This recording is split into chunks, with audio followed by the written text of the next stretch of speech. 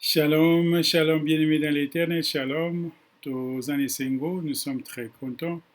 Esengo pona koya kokabula maloba nzambe na pokwa lelo, na tongo lelo. Kokokana na tango oyo okozwa liloba nzambe, oyo nzambe apesi yo, esengo parce que nzambe azali kopesa biso maloba tango nyonso. Esengo po ete maloba na nzambe ezali nguya oyo ezali kokangola biso, mpe ezali kopesa biso makoki ya koexerce autorité. Maloba na nzambe ezali kopesa biso connaissance mpo na kokota na kati na droit na biso. Alors tokomi na suka ya nsema na biso sur la saison et la bénédiction de Dieu. Alors titre na biso ya suka ezali l'attitude de celui qui attend sa saison. Ndenge nini mutu azozela saison akoki kose comporter, ndenge nini esengeli azala, parce que yango ezali na importance ebele.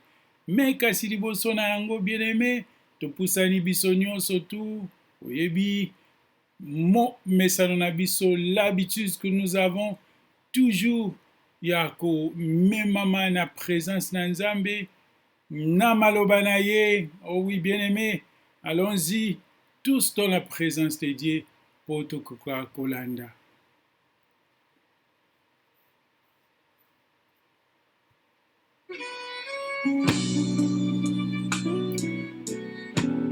Alléluia. Yo nde mokonzi na mitema na bato. Nzila milimo mya bato na pesi yo motema.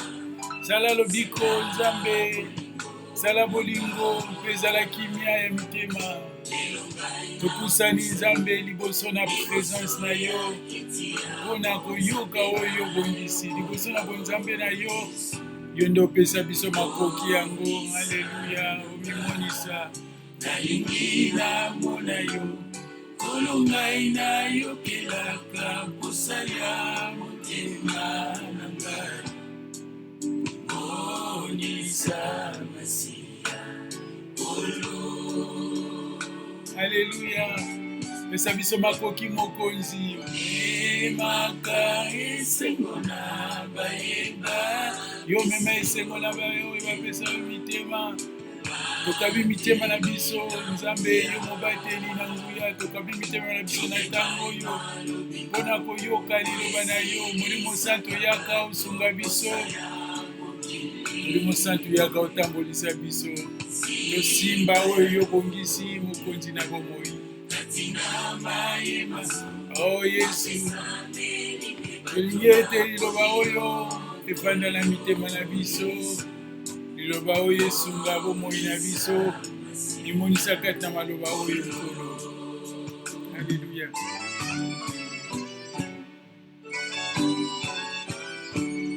Nazwi elonga epana yo moninga nanga, yamali bonza nanga,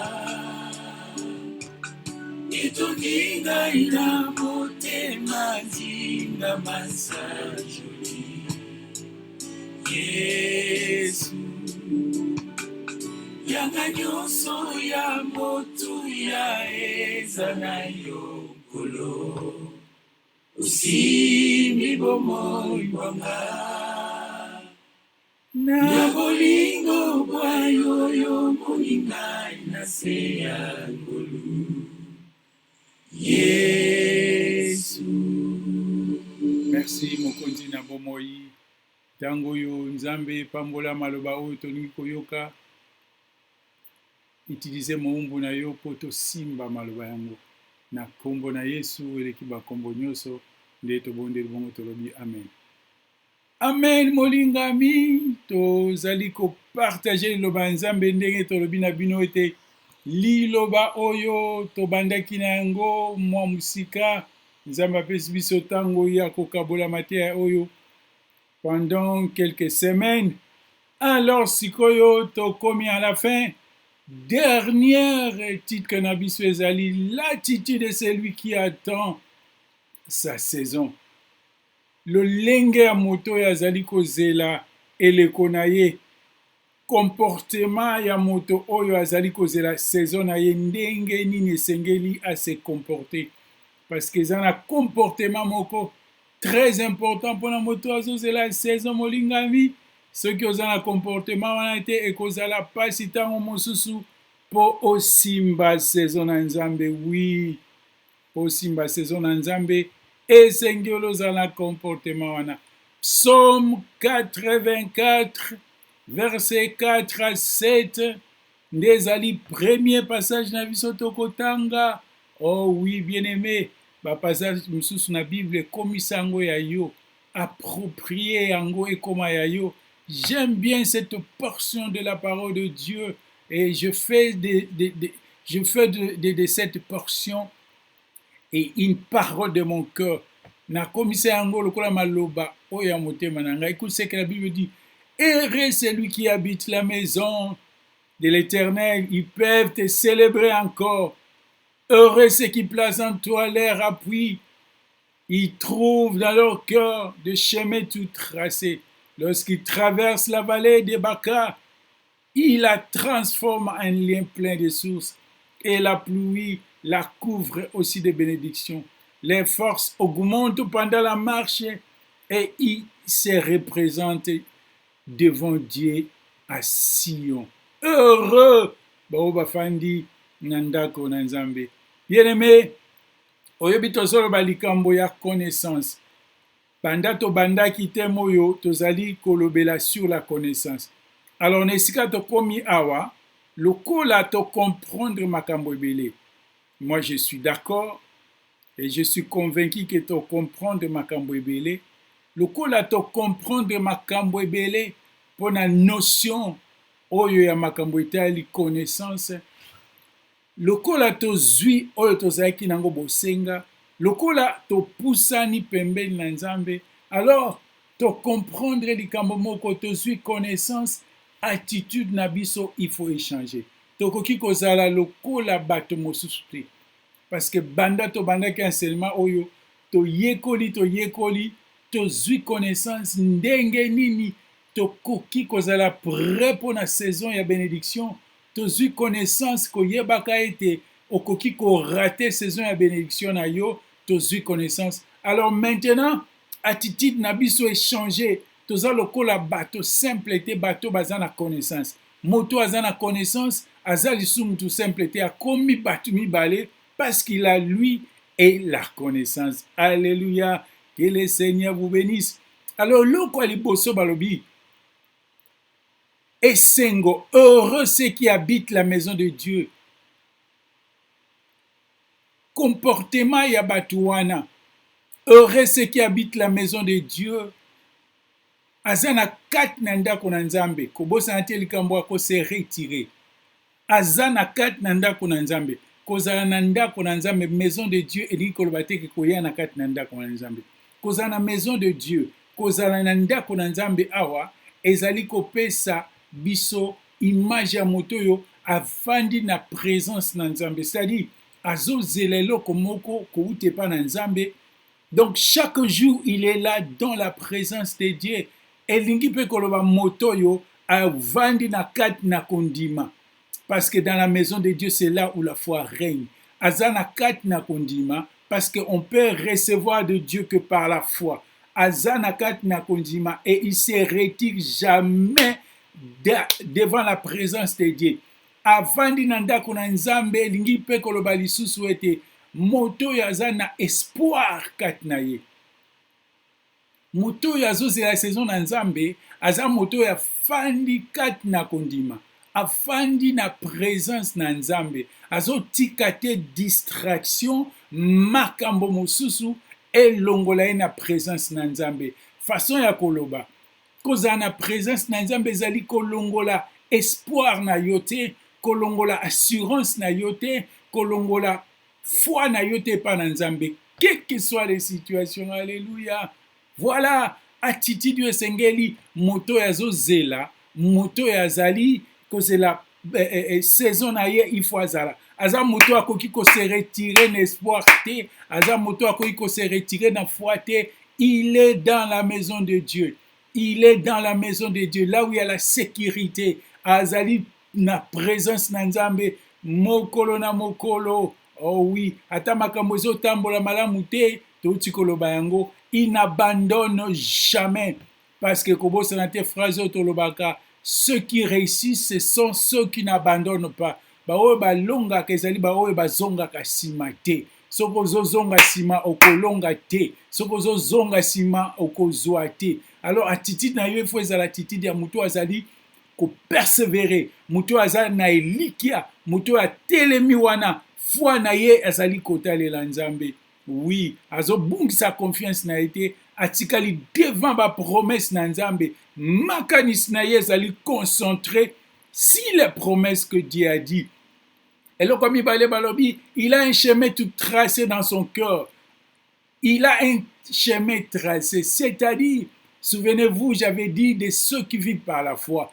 Donc, ata makambu oyo balakaki ye, azomona ngo na misu te, me na motema na ye aza na biyano, na motema na ye nzela ezali, bisika nyonso asuki, na motema na ye promesse na nzambe ezali kokotisa ye, promesse na nzambe ezali kolekisa ye bamir, alléluia. Promesse na nzambe ezali kolekisa ye na bambonge, parce que na motema na ye, il garde la parole de Dieu, il sait que Dieu ne ment jamais, il sait que Dieu est vivant, il sait que Dieu a promis et il viendra au temps convenable accomplir la parole qu'il a dit, parce que ne pas un fils d'homme, un fils d'homme ou un fils d'Adam pour se repentir.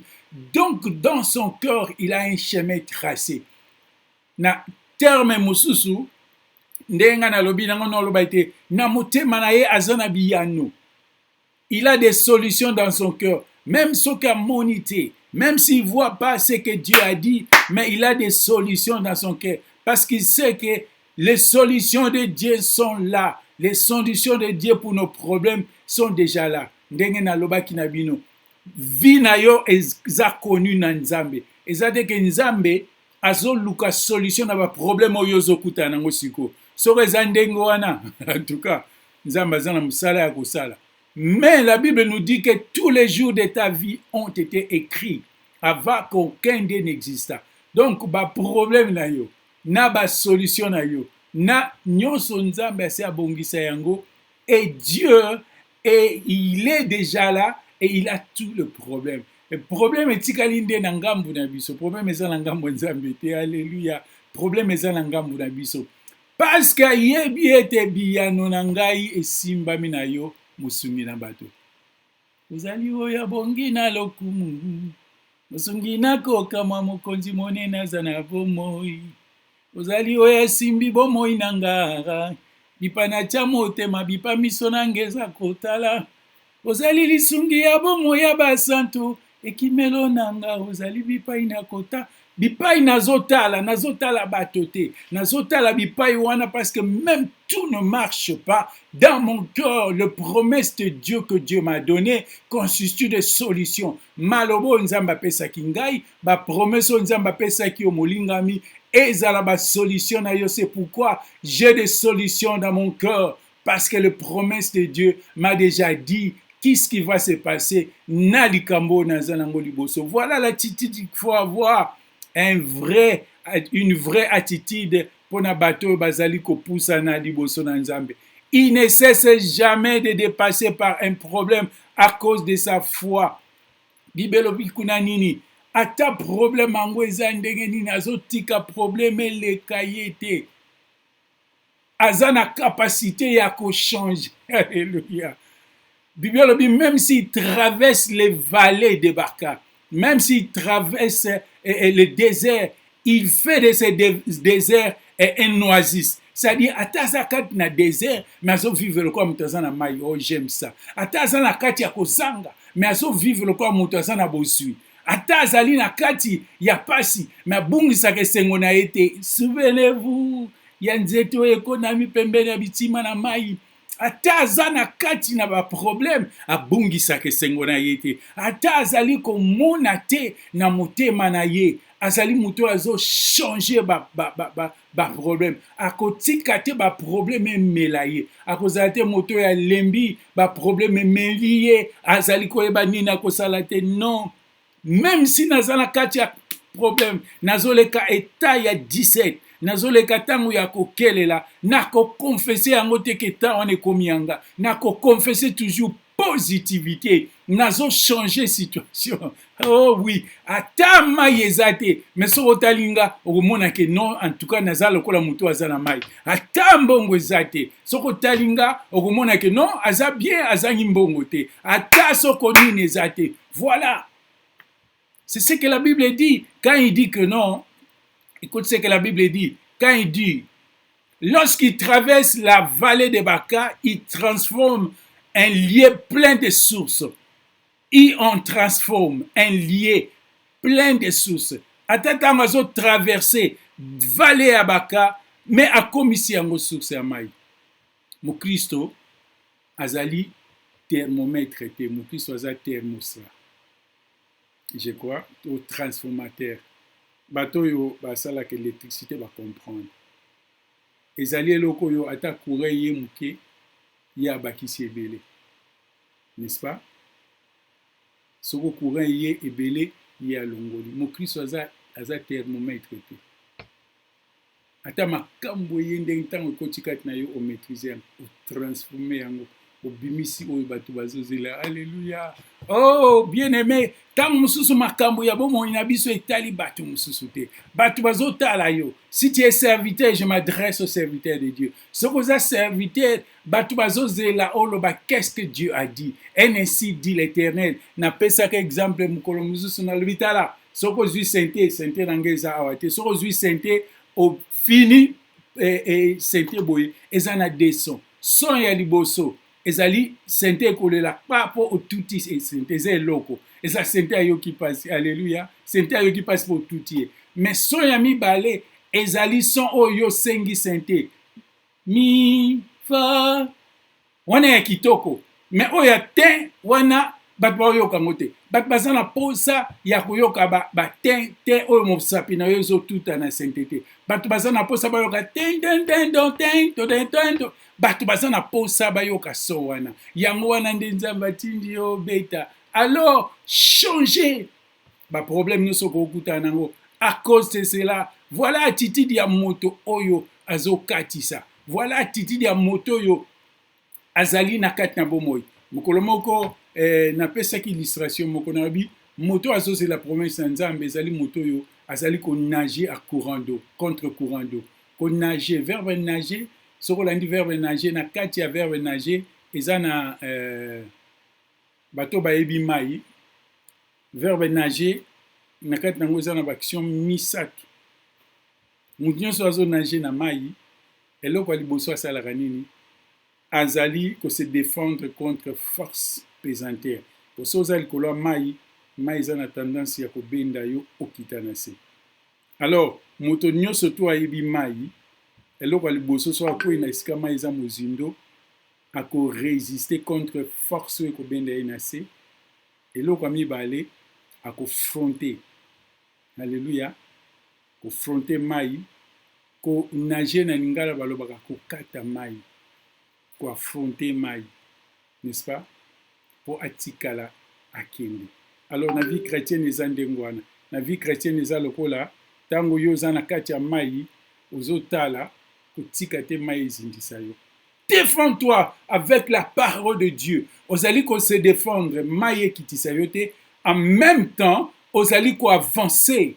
Alléluia. Ozali ko avancer et en même temps ozali ko affronter mai parce que Nzambe apesi yo makoki wana. Oui, bien-aimé, ça c'est l'attitude de celui qui attend. C'est l'attitude ya moto ayebi maloba na Nzambe oyo aza na vérité, oyo aza na promesse oyo Nzambe apesi ye po azwa yango. Oui, naloba ete na suka tolobaki ete tokolobela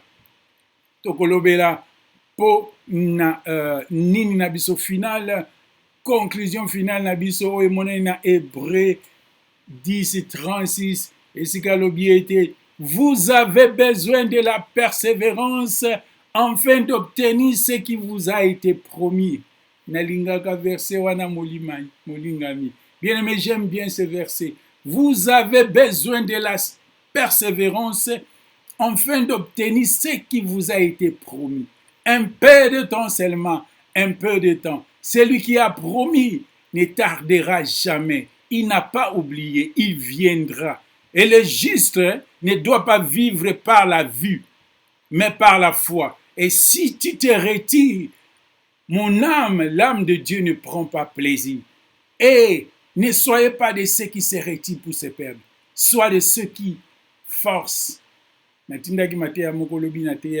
fait une année passée. Et là où je parlais de ceux qui se retirent, soyons ceux-là qui ont la foi, qui persévèrent, ceux-là qui changent de situation. Oyo bazali kolinga te mai ezindisa bango me baza kotepa. Malgré mai eza ebele mbonge me bazali kotepa toujours. Bazoboya mai ezindisa bango mpe bazali koaffronter mai parce que na langage mosusu mai ezali mokili. Et quand la Bible parle du fleuve, je vis un grand fleuve, c'est aussi les signes du monde. Mokili ezali peut représenter le kolamai. Alors voilà, allons-y, la conclusion abisso. La conclusion abisso et le liboso abinini. Veillez sur votre entourage, bien-aimé. Matin abisso totei. Veillez sur ton entourage. Keba na bato bazotambola pembeni na yo. Keba na bato yo. Oyo baza pembeni na yo parce que réussite na yo zo dépendre pe na bango.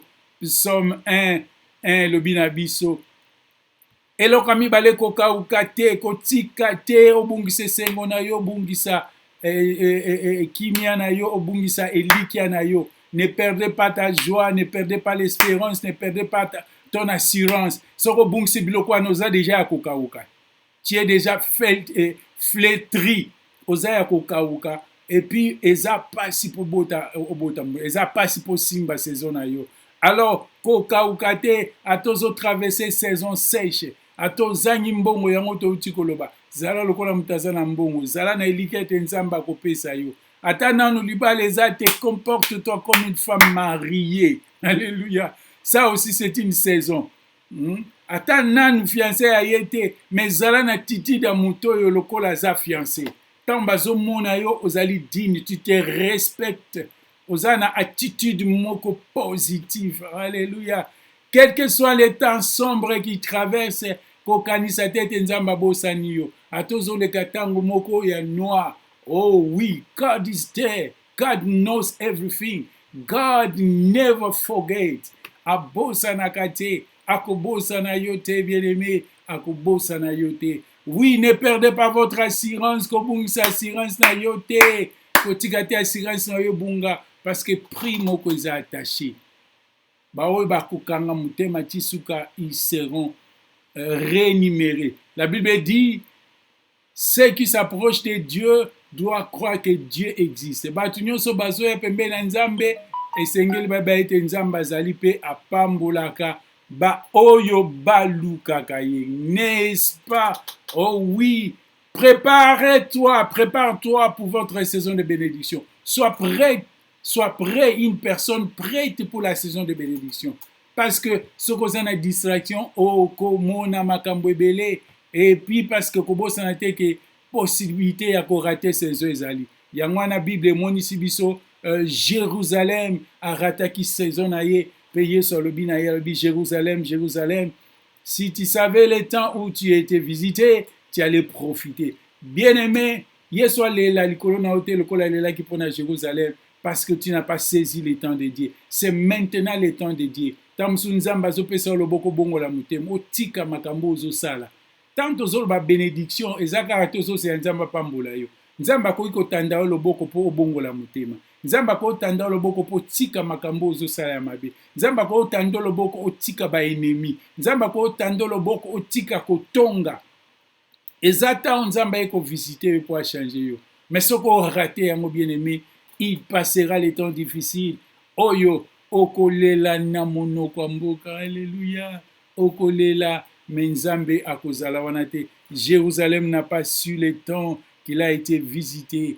Bien-aimé, maloba oyo fortifié mitema na biso. Maloba oyo poussa biso na présence na nzambe. Maloba oyo emema biso liboso na bonzambe. Poto yeba ete ya solo nzambe aza na biso elongo. Nzambe atikaka mutu te. Ata mokili bamonisi yo lokola atiki yo. ata yo moko na kati na yo omoni lokola nzambe atiki yo, nzambe atiki yo te.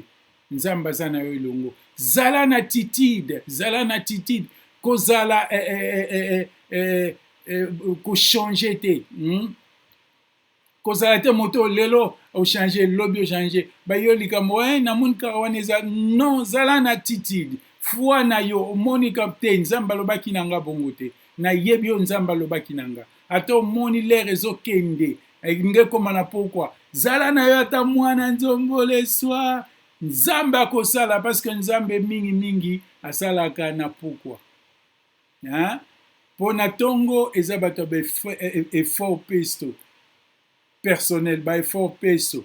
Donc wabimi abeti na obeta makasi na tongo na ozwango. Soko ozwi na tongo okanisi oza effort na yo moko. Na midi eza bato ya bateti. Bato non na continue kaka. Na pokwa eza lera bato balembi. Lero muta o comprendre que non, openza so na zui eza nzambe mutu mususu te. Nzambe alingaka te kokabola gloire na ye. Telema molingami yika mpiko saison ya bénédiction na yo koya, nzamba kopambola yo na tango na yo. Tango na yo eza tango na yo muta ko changer yango te, kobosana te liloba liboso to bandaki nango enseignement oyo ezalaki ete soko bato bazanga makoki ya kopekisa moye bima, baza pe na makoki te ya kopekisa destin na yo ndenge nzamba bongisaki yango. Loba amen molingami, loba amen, alleluya. Oh oui, tozonga lisusu na nzembo na biso. Mokonzi ya milimo na bato, toyebisa ye mokonzi na milimo na bato, topesi yo mitema na biso. Alleluya. Merci mokonzi na milimo na bato.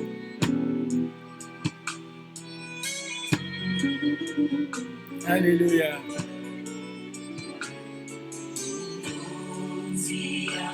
Nzambe topesi yo milimo na biso mpona mateya oyo touti koyoka.